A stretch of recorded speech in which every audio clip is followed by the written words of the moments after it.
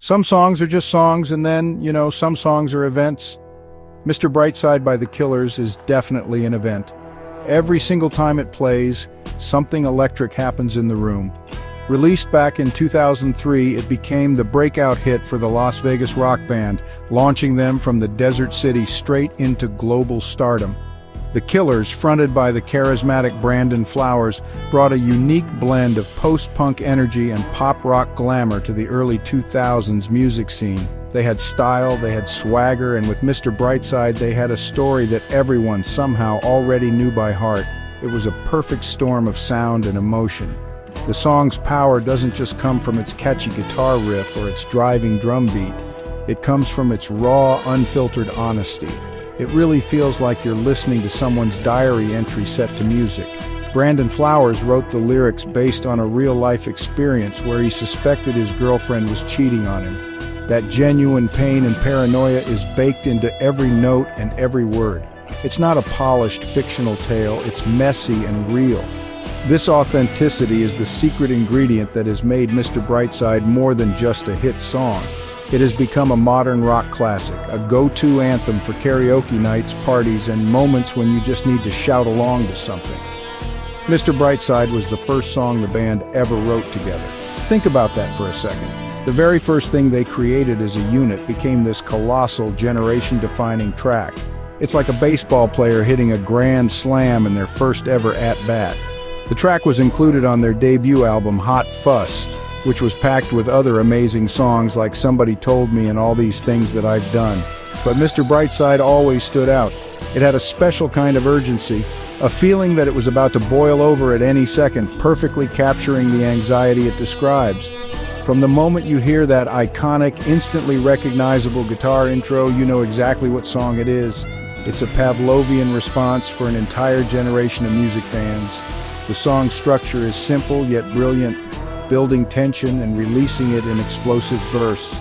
It captures a universal feeling of romantic suspicion and transforms it into a 3.5-minute rock opera. It's a testament to the band's incredible songwriting chemistry right from the very beginning. Decades later, it hasn't lost an ounce of its power. It remains a cornerstone of their live shows and a beloved favorite that continues to find new listeners year after year.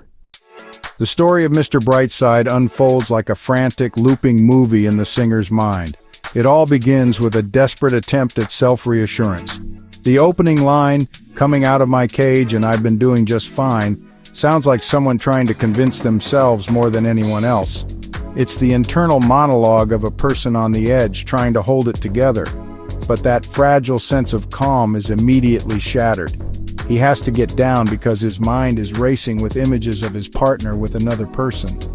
The cage he's trying to escape isn't a physical one, it's the prison of his own jealousy and overthinking. The narrative then dives headfirst into the source of the pain. It started out with a kiss. How did it end up like this? It was only a kiss, it was only a kiss. This repeated line is heartbreaking. It shows the singer grappling with how something so small could spiral into this massive, soul-crushing scenario. He's replaying the moment over and over, trying to pinpoint where it all went wrong.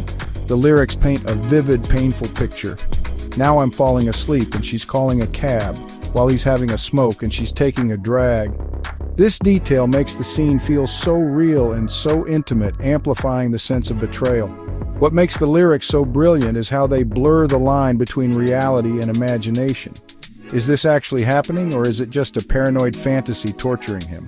The song never gives a clear answer, which is part of its genius. The feelings of jealousy and suspicion often exist in that gray area, where you don't know what's real and what you're making up. Lyrics like "Now they're going to bed and my stomach is sick" are visceral and immediate.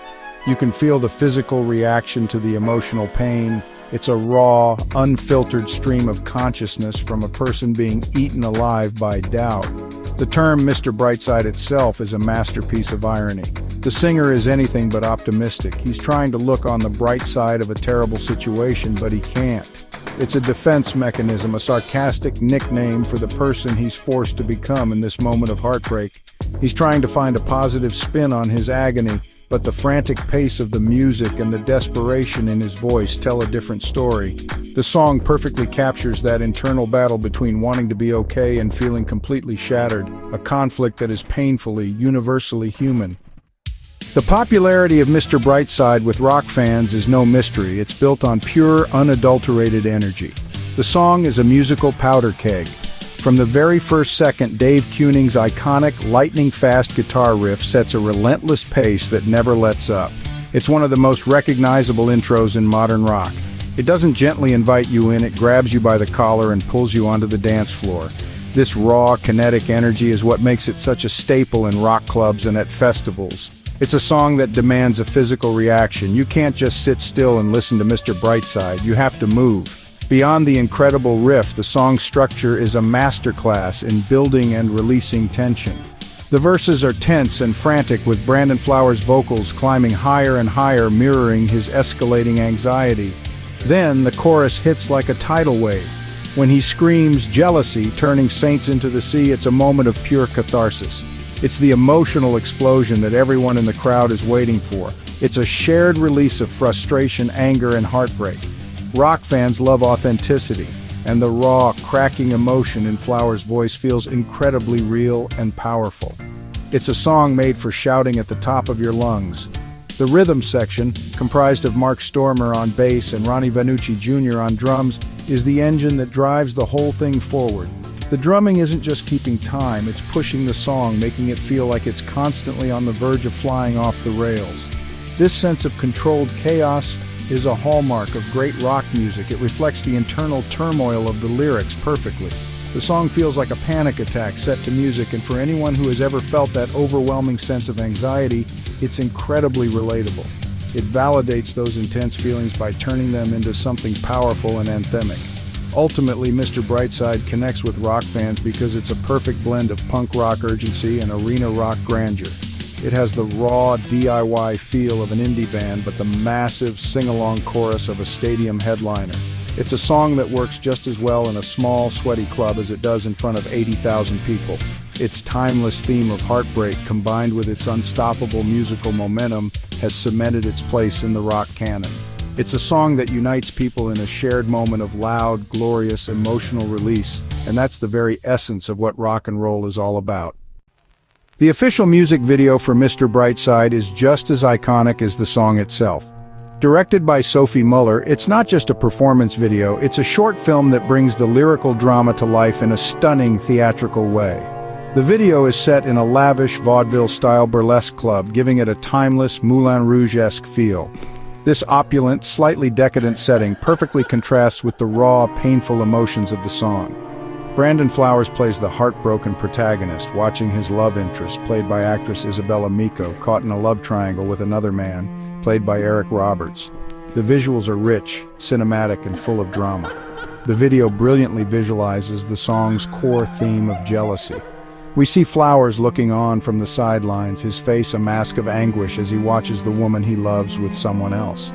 The scenes cut back and forth between the glamorous stage performances and the intimate, painful moments of betrayal backstage. This editing style mirrors the frantic, repetitive thoughts described in the lyrics.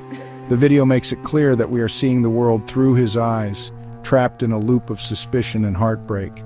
The theatrical costumes and dramatic lighting add to the sense of heightened reality, as if his worst fears are being played out on a grand stage for all to see. One of the most powerful aspects of the music video is how it visually represents the singer's internal conflict. We see Flowers both as the tormented observer and as a performer on stage, singing his heart out.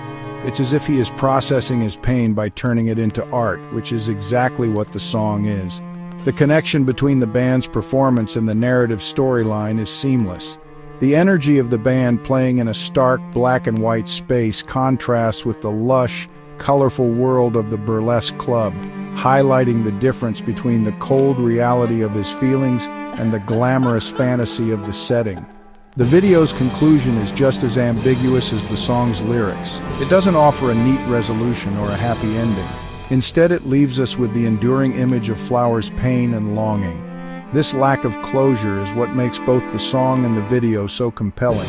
It acknowledges that heartbreak isn't always clean and tidy. It's often a messy, unresolved feeling that lingers long after the event is over.